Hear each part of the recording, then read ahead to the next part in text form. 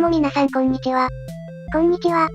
今日はドクター、ノーウェアの奇妙なクリーチャーたちについて解説するよ。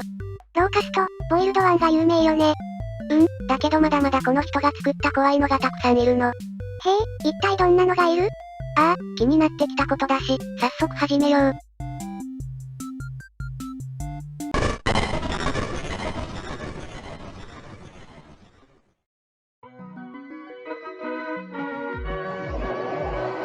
Dr. Nowhere's Office of Wonders presents the Oddiy Compendium, a beginner's anomaly education program. 初心者のための教育プログラムだって？普通の研修ビデオかと思ったらなんだこれ。Welcome to the Oddiy Compendium. Today, we will be learning about many wonderful and strange oddities that exist inside of, outside of, and around your universe. These strange phenomena can range anywhere from life forms, products, and organizations to even events in anomalous time periods. Important. The following information has been acquired from realities that may be separate from the one you are currently residing in. Please be aware that knowledge or comprehension of incompatible information may result in a conscious reality fracture.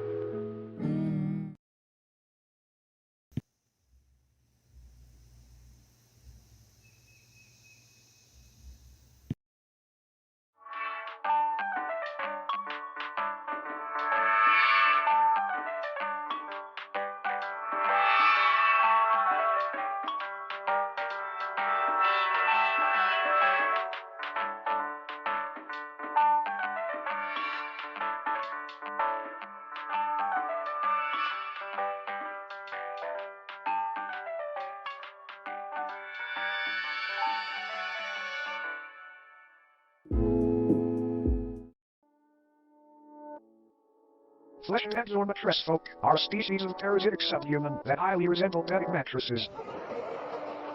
The body of a dormant fleshhead appears identical to a standard mattress. However, slicing the thin sheet-like skin reveals many soft organs, limb-like appendages, and a humanoid head which hides beneath the skin. They were first discovered in the late 1960s when a mattress company was surveying excess storage. Upon finding many seemingly pristine mattresses that had not been sold, they gave them away to thrift shops and people in need.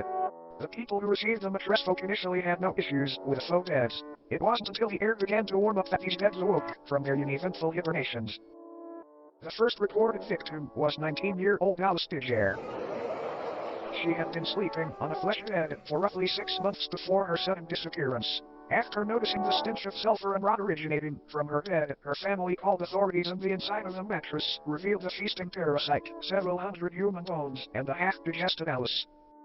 The method in which mattress folk sustain themselves is by waiting for the body heat of a host to wake them from their dormant state. Kind of like an egg, but not nearly as tasty. After they awake, they slowly unfold themselves from their soft mattress-like bodies. This process is very gradual and happens underneath its body or on its side so as not to be detected. After roughly a month of this process and on a night 17 degrees Fahrenheit or higher, its head and arms fully emerge and pull the sleeping host into its body, where prey is slowly digested. Not much is known about how these sleeping beauties came about, but it is theorized that since they are subhuman they were once a branch of Homo sapiens that merged with a mycelial network many years ago. Autopsies of fleshheads' digestive systems have revealed DNA samples from thousands of different people in each instance, some even tracing to people born during the 1600s. Another odd thing to note is that the mattress folk themselves contain DNA belonging to humans as well. One instance shared DNA in a blood type with Napoleon Bonaparte, leader of the French Republic during the time that the mattress folk were assumed to have come into existence. All in all, it might be a good idea to throw out that mattress that feels just a bit too warm lately. You might be sharing it with something unwanted. Good night, sleep tight, and don't let the bed light. 肉のベッド、寄生虫に分類される生命。これめちゃくちゃキモかったわ。フレッシュベッドは寝室のマットレスに似た寄生をするアジン。休眠状態のフレッシュベッドは通常のマットレスと見分けがつかず、シーツを切り裂くと、内部に臓器などが現れる。自分のベッドの下にいるかもしれないってすごく怖いよね。1960年後半に初めに発見されているフレッシュベッド。普段は休眠しており、目覚めるのに必要なのは寝ている人間の体温だ。そして21度以上の夜になると寝ている宿主を消化するの。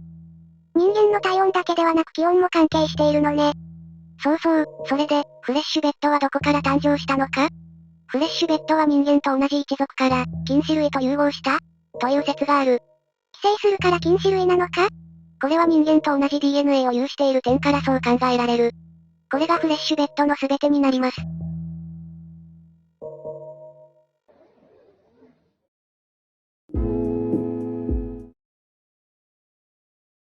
The headless macrocosm is a sub-reality nearly identical to Earth save for the fact instead of humans, tail-headless corpses remain in their stead. These corpses, though technically dead, do weakly breathe through the holes in their necks. Their hearts have also been observed to begin convulsing at seemingly random intervals. These beings are identical in appearance to one another aside from physical dimensions, which can vary severely between each corpse. The headless sub-people dwelling in this pocket reality have been observed changing their behavior when humans have physically interacted with them and apparently gain a level of awareness and vitality when such events occur. There are approximately 2,393 living humans residing in this reality, all from parallel Earth. Every single resident recounts waking up in the headless macrocosm after falling asleep under strange circumstances back in their home realities. No one back in their own parallel homes remembers their faces or identities, which leads to the belief that this place could be a form of anti-reality. A waste compartment of the universe used for aspects of reality that are useless or harmful to existential fabric. The humans that live in the headless macrocosm are assumed to be taking shelter in abandoned structures and banding together to search for plant-based food during the warmer times. Fun fact. Humans have coined multiple terms and nicknames for these headless corpses, such as stumpies, cranes, and ichabodies. Despite this sub-reality being detached from main reality, an incident took place which created a temporary tier between the two. A man residing in the headless macrocosm was walking through a field with a small house in the center. Upon reaching the house, the man unintentionally brushed up against one of the breathing bodies. This body, just before motionless aside from the labored convulsions, sprang to life and removed the head of the man. It then proceeded to attach the severed head to the stump of its own neck. The man's name was Michael Hedford. After the corpse had placed Michael's head where its own should be, an event occurred back on Earth in the year 2061 that resulted in governmental intervention. A family's call to the authorities described an impossibly tall naked figure appearing in their backyard. The presence of this oddity was highly distressing to the family, and they remained inside their home until the situation was resolved. The following photograph depicts this figure they spoke of. Michael Tedford's rotting head is affixed atop its frail neck. Shortly after the photo was taken, what was left of Tedford's existence was removed from the premises and taken to an upscale anomaly testing site. Apparently, this corpse was attempting to quite literally become Tedford by leeching off of his existence. These breathing bodies appear to be in a constant state of yearning to reconnect with the roots of reality again, as they have been taken a hold of by a dangerous and contagious disease. This disease appears to be non-existence itself. It can affect anyone on Earth at any time, and once it takes hold, the headless macrocosm deems you valid for residence within its endless meadows, filled with fellow patients. But don't worry, it's a rare diagnosis. Another fun fact. Occasionally, crude man-made structures will form seemingly out of nowhere in order to correspond with the structures on parallel Earth. As mentioned earlier, the headless macrocosm itself functions like a digestive tract of the universe, and these structures may be antibodies attempting to fight off the virus of non-existence. Now then, check your head. Screwed on tight. Great, because you might want to hang on tight to it for this next one. ヘッドレス、マクロコスム、頭のない大宇宙。という、現実から切り離された廃棄された世界が存在する。平行世界だね。この世界には2393人の人間がいて、全員が地球から来たもの。彼らはみんな、奇妙な状況で眠ったことで、首のない大宇宙で目を覚ましたと証言している。奇妙な状況って具体的にどういう感じなんだろう。呼吸する死体というものに触ると、触ったものの首を切り落とし、自分の首の切り口につける。また人工物が何の前触れもなく出現するらしい。つまりヘッドレス、マクロコスムは宇宙の消化器官のように機能している。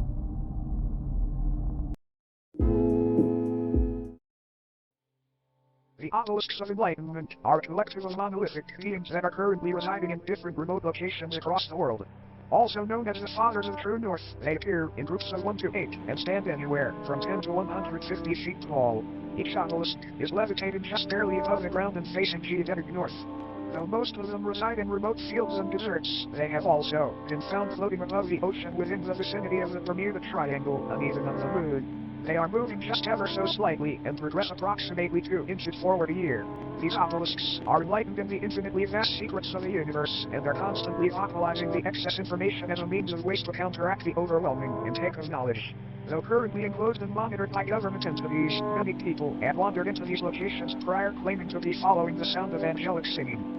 This alluring hum emanating from these obelisks induces a massive increase in general intelligence in subjects listening. Folklore often refers to the frequency as the song of the divine contour. Each obelisk's biological elements are unraveled thousands of feet into the sky to make a metaphysical connection from Earth to the universe. It is assumed this is a form of knowledge worship, an attempt to make a mortal sacrifice for an immortal honor. Fun fact: these organs are confirmed to be those of the humans and other biological matter that were absorbed after enlightenment. Upon perceiving the words spoken by the obelisks or entering into close proximity with them, the human brain either spontaneously expands and combusts or receives an ability to comprehend the sacred information.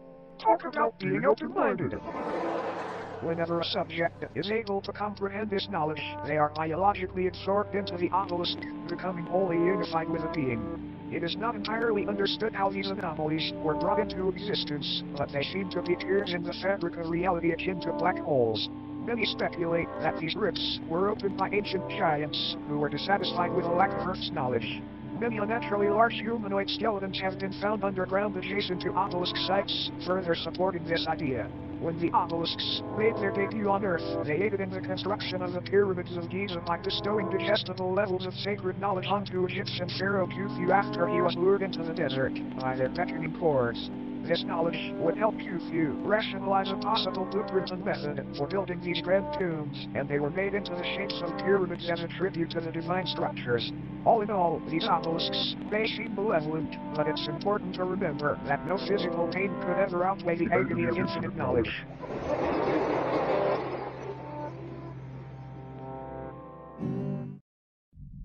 刑事のオベリスクは様々な場所に出現しているらしく、宇宙の秘密について受信している。余計な情報を声に出して放出しているのだが、この声は聞く者の知能を高める効果がある。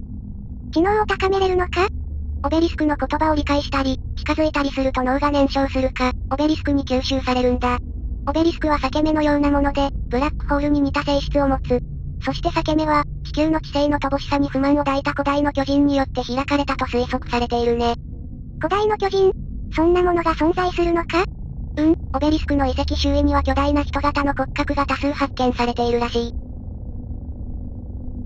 Now, looks like our time here may be almost up. But before you go, it's time for a bonus oddity.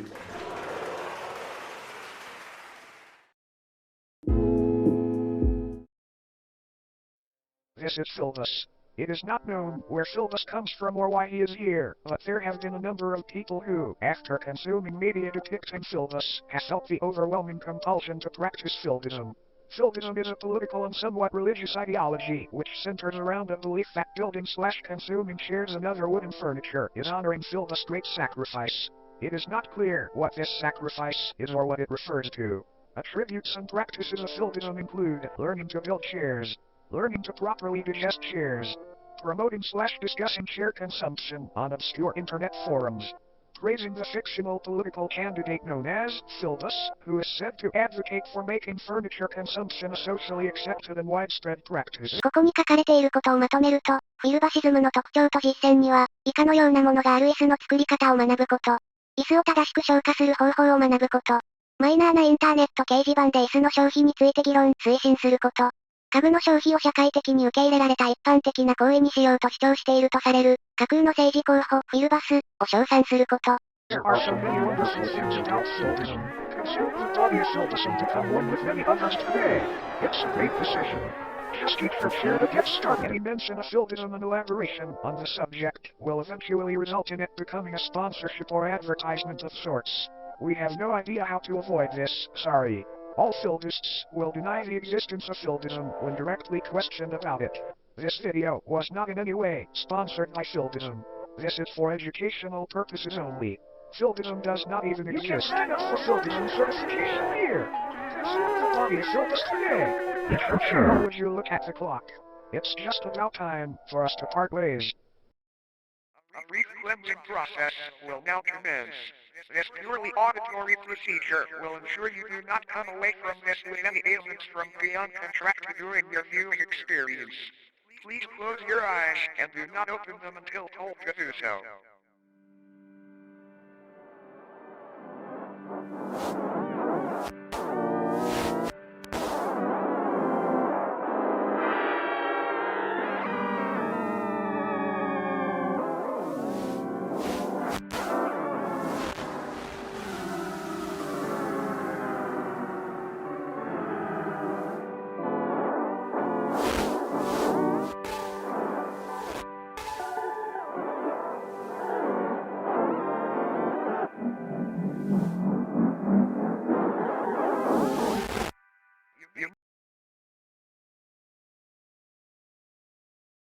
フィルバスを書いたメディアを見た人には、フィルバシズムというものを実践したくなり、フィルバシズムとは椅子などの木製家具を作ったり、消費したりすることが、フィルバスの偉大な犠牲を称える行為であるという信念だ。木製家具を作ったり使うことがフィルバシズムの信念なのか。そして、この動画に顕著に現れているのは、フィルバシズムについて言及した弊害。どんな弊害が？フィルバシズムを推奨するようなスポンサーシップや広告が挟まれるんだ。しかもそれを防ぐ方法も見つかっていない。一体どうやってやってるの？ここからは完全に個人の解釈だけど、危険またはウイルス性のあるコンテンツが検出されました、という表現がある。どこかのテレビ局が操作しているんじゃないかな。フィルバスを書いたメディアを見たらダメらしいね。でも何のためにそんなことをしているかは分かっていない。そもそもフィルバスを書いたメディアって何のことなんだろう。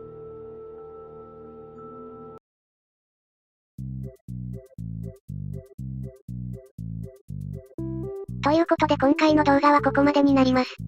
どれも不気味でした。皆さんはどれが一番怖かった？個人的には初めと最後に出てくるナレーションのが怖くて好きだな。なんか最後に不調を直すとか言ってにらめっこしてたけど、あれ怖かったわ。でも不調を直してくれるなら、いいやつじゃん。しかも冷静に考えて怖いやつが怖いやつを紹介するってどういうことだよ。それではここまでご視聴ありがとうございました。今後見たい動画があればコメントに書いてくれたら嬉しいです。何でも書いてみてー。